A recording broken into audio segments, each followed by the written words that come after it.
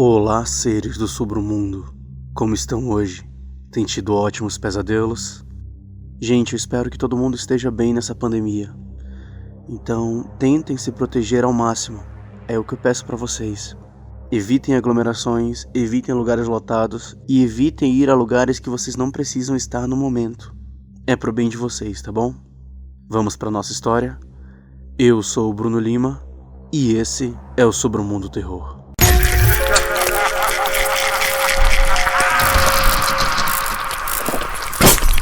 Submundo Terror.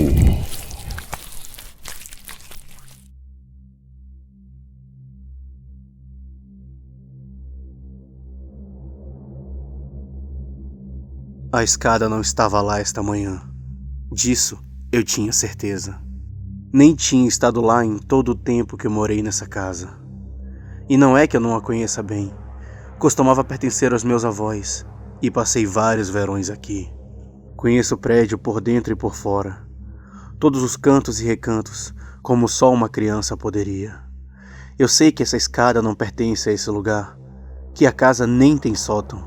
A inclinação no telhado, um telhado do qual quase caí em mais de uma ocasião durante a minha adolescência, é muito rasa para oferecer algo em termos de espaço de armazenamento. É por isso que mantenho tanto lixo no porão. Eletrodomésticos, decoração para festas e móveis dos quais eu simplesmente não conseguia me separar quando herdei o lugar. E, no entanto, lá estava na minha frente. Uma escada, seus trilhos de madeira retorcido, completamente em desacordo com o andar de cima ao redor. Foi esculpida em uma madeira escura, quase preta. Não é uma que reconheci, embora eu não seja nenhum especialista em madeira. Eu já tinha visto filmes de terror suficiente para saber o que aconteceria se eu fosse até lá, embora não tenha deixado isso me impedir de olhar para cima, de pé, em frente à porta impossível no meu teto e me chamando para subir. Decidindo que não havia nada a temer, decidi subir até lá. E pensando agora, posso dizer honestamente que essa foi a pior decisão da minha vida.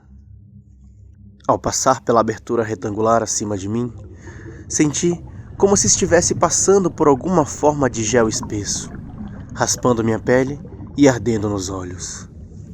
Fechei os olhos e continuei me sentindo mergulhar naquilo, até senti minha cabeça se libertar da sensação estranha. Então, abri meus olhos novamente. O quarto em que me encontrava estava escuro, iluminado apenas por uma janela circular na parede oposta. O feixe de luz era fraco demais para iluminar o local, não sendo forte o suficiente para me mostrar as paredes do lado oposto da janela, pois elas eram feitas da mesma madeira escura da escada, desta vez cortada em lascas ásperas. Havia um cheiro curioso no local, embora fosse fraco o suficiente para que eu não pudesse identificá-lo naquela época. Eu me arrastei até a janela, pensando que uma espiada lá fora não faria mal. Eu esperava ver o gramado familiar, a rua familiar, a caixa do correio, o carvalho, que ainda tinha um balanço caseiro, um banho de passarinho, o caminho de cascalho, o campo à minha frente. Mais ou menos o sonho americano encarnado. Na verdade, ao invés disso, o que vi foi impossível. A imagem nunca realmente saiu da minha mente. Um céu escuro, escuro e sem estrelas. Havia um sol eclipsado, uma auréola de luz, quase branca, mas com uma tonalidade roxa. Esse disco estreito iluminava um terreno baldio, uma paródia cruel do mundo à minha frente. O carvalho era um toco incrustado de fungos. O banho de pássaros, um monte de entulhos. O campo do outro lado da estrada, não havia nada, a não ser talos pretos secos e há muito tempo mortos. Desviei os olhos, descobrindo que eles haviam se ajustado à semi-escuridão. Eu podia distinguir a sala um pouco mais agora. Estava claro o suficiente para ver vários montes de trapos e caixotes, junto com móveis, ou pelo menos o que parecia ser móveis, coberto por lençóis de poeira, do mesmo branco com tons de roxo da luz do sol neste lugar impossível.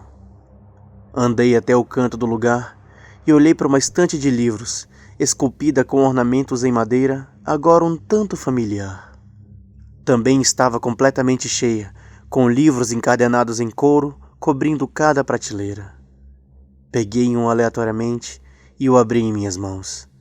Símbolos curiosos giravam na página, que antes eram brancos, mas haviam passado do amarelo para o marrom com a idade. Não reconhecia a linguagem. Fiz 1 ano de espanhol no ensino médio, mas nem cheguei perto de passar. Enfiei o livro estranho debaixo do braço e voltei para a escada. Comecei a descer sentindo o estranho e áspero gel me envolver enquanto fazia meu caminho de volta ao mundo familiar. O livro ainda estava comigo. Desci as escadas e estava prestes a entrar na sala de estar quando percebi o quão empoeirado estava o livro. O pó estava tão errado quanto tudo mais acima daquela escada. Em vez de ser cinza ou branco acinzentado, era marrom avermelhado, quase cor de ferrugem. Decidindo não colocar ele no sofá, continuei até as conhecidas paredes de concreto e o piso de madeira do porão. Levei um momento para encontrar a velha escrivaninha da minha avó, que tinha trazido para baixo quando herdei o lugar para dar lugar a uma televisão na sala. Eu li 1 ou 2 histórias da minha avó ao longo dos anos. Ela era uma escritora de terror bastante talentosa. Lembro que meus pais sempre brigavam com ela por me deixar ler seu trabalho, alegando que isso me dava pesadelos. Mas mesmo assim, eu lia. Pousei o livro encadernado em couro e puxei uma cadeira. Sentando, abri o livro em uma página aleatória e vi. Nada. A página estava vazia. Enquanto folheava o resto do livro pesado, descobri que todas as páginas estavam em branco. Será que os livros eram apenas legíveis lá em cima no sótão? Percebendo que isso fazia tanto sentido quanto qualquer outra coisa que aconteceu desde que cheguei em casa do trabalho, levantei-me, deixando o livro onde estava, e fui em direção à cozinha para pegar uma lanterna do kit de emergência que mantinha embaixo da pia. Mas quando me levantei, ouvi um som de algum lugar acima de mim. O sistema de alarme não disparou. Meu avô era muito paranoico, portanto, não poderia ter sido uma invasão de casa. O que tinha feito barulho já estava dentro. O barulho também parecia perto. Virei-me para as escadas e vi uma sombra em cima delas. Aquela sombra não parecia com nada que havia na terra. Nos poucos segundos que a vi, antes de mergulhar sobre a escrivaninha para me encolher de medo, tive um vislumbre de tentáculos, pelos e músculos, tudo em uma massa contorcida. Não sei quanto tempo fiquei ali, ouvindo o horror disforme e arrastando seu corpo pela sala, estremecendo a cada passo pesado. Eu estava encolhido naquele espaço, olhos arregalados, lutando contra o desejo de vomitar, quando o cheiro de decomposição entrou em minha boca. Os passos se aproximaram e passaram por mim. Ouvi sua respiração irregular e contínua, como se viesse de várias bocas, conectada a vários conjuntos de pulmões. Eu desviei o olhar quando ele se aproximou, ouvindo a cadeira raspar no chão, sentindo as pernas de madeira pressionarem contra o meu corpo, esperando que a criatura não pensasse em olhar debaixo da mesa. Depois do que parecia uma eternidade de medo, comecei a ouvir aquilo se afastar novamente e me permiti soltar um suspiro lento e silencioso. Ainda parecia próximo. No entanto, não corri o risco de espreitar debaixo da velha escrivaninha. Só me movi depois que ouvi os pesados passos nas escadas saindo do porão. E mesmo assim, fiquei ali, sentado por alguns minutos, enraizado no local. Levantando-me e me alongando, percebi que o livro tinha ido embora. A madeira da mesa escureceu e a superfície lisa ao redor estava coberta de marcas de arranhões. Eu me arrastei de volta para o porão, passando por móveis e caixas de decoração, até chegar à velha caixa de ferramentas do meu avô. Parei nela, peguei uma chave inglesa pesada e enfiei no meu cinto. Não fazia sentido eu encontrar isso desarmado. Mesmo que eu não soubesse nada sobre lutar com outro humano, imagina contra aquela coisa. Eu sei, essa era uma ideia péssima. O fato é, eu não queria aquela coisa, ou o que quer que fosse naquela casa. Voltei para a escada sem encontrar a criatura novamente. Eu não sabia dizer se a criatura estava lá em cima, mas se estivesse, pensei que enquanto minha chave inglesa estivesse comigo, eu estaria pronto para lidar com ela quanto jamais estaria. Subi novamente as escadas. A sensação áspera contra minha pele era familiar agora, e eu sabia que deveria manter meus olhos fechados até sair daquilo. Quando cheguei no sótão impossível, abri eles novamente. Dei uma olhada ao redor antes de subir completamente, procurando aquela coisa horrorosa. A sala estava vazia, exceto por móveis e caixotes. Peguei a lanterna e acendi. A primeira coisa que notei foi a falta de uma janela. A parede em si havia apenas mudado, concreto liso em vez de painéis de madeira. Lancei o feixe estreito da lanterna ao redor da sala, examinando as caixas variadas e os móveis cobertos de pó. Encontrei a estante mais uma vez e vi o espaço vazio onde aquele livro curioso, cheio de símbolos rodopiantes, estava. Peguei outro livro aleatoriamente, segurando com uma mão e acendendo a lanterna com a outra, deixando-o abrir em uma página aleatória mais uma vez.